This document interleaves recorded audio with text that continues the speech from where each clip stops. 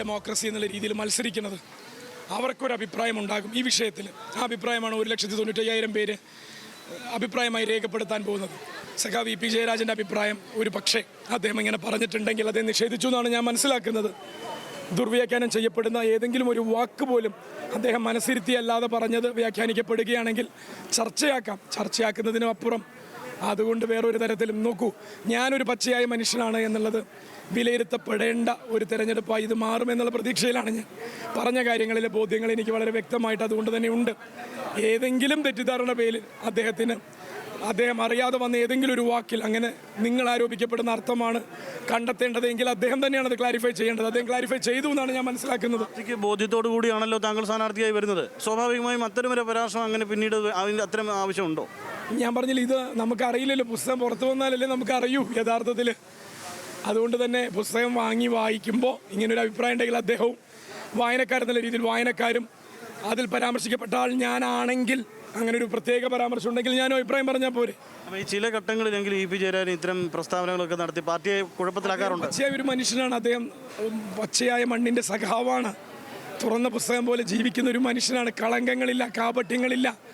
ആ മനുഷ്യൻ്റെ എൻഡോഴ്സ്മെൻറ്റുകളും വിയോജിപ്പുകളും തന്നെയാണ് കമ്മ്യൂണിസ്റ്റ് പാർട്ടിയുടെ ശക്തി. എൻഡോഴ്സ്മെൻറ്റ് മാത്രമല്ലല്ലോ എപ്പോഴും.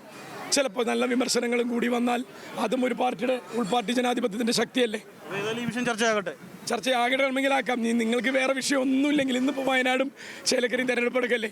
എത്ര പോസിറ്റീവായ കാര്യമുണ്ട്. ഞാനൊരു കാര്യം പറയാം. ഒരു കാര്യം, വയനാട്ടിൽ പോളിംഗ് ശതമാനം 3% മുതൽ 5% വരെ കുറയും. അതിൻ്റെ കാരണം കൂടി നിങ്ങൾ ജനാധിപത്യ കേരളത്തിന് ബോധ്യപ്പെടുത്തി കൊടുക്കണം.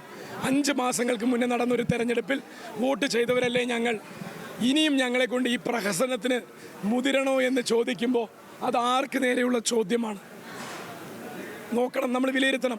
ഞാൻ ഉറപ്പിച്ച് പറയുന്നു 3% മുതൽ 5% വരെ അതിന് മുകളിൽ പോകുമെന്ന് എനിക്കറിയില്ല. കാരണം കൂടി ഞാൻ പറയാം. പാലക്കാട് ഞാൻ ഇന്നലെ 6 വയനാട്ടുകാരെ പല സമയങ്ങളിൽ ഇന്നലെ മാത്രം 6 വയനാട്ടുകാരെ കണ്ടു. നാളെ പോകുന്നില്ലേ എന്നുള്ള ചോദ്യത്തിന് 6 പേരും പറഞ്ഞ മറുപടി ഇല്ല എന്നാണ്. അപ്പോൾ ഇവിടെ തെരഞ്ഞെടുപ്പ് വന്നതിൻ്റെ സാഹചര്യവും ജനങ്ങൾ വിലയിരുത്തുന്നുണ്ട്. ഇട്ടിട്ട് പോയ ആൾക്ക് അയാളുടെ മുന്നണിക്ക് ഇവിടെ എന്തിനാ വോട്ട് ചെയ്യണം എന്നുള്ള ജനം ചോദിക്കുകയാണ്. ഉപേക്ഷിച്ച് പോയ ഈ നാടിനെ ഇനിയും ജയിപ്പിക്കണം എന്ന് പറഞ്ഞ് ആ ചിഹ്നത്തിൽ ഒരു ഉളുപ്പില്ലാതെ വോട്ട് ചോദിച്ചാൽ പാലക്കാടത്തെ ജനം ആ ചിഹ്നത്തിൽ ഇനി വോട്ട് ചെയ്യുമെന്ന് പ്രതീക്ഷിക്കേണ്ട.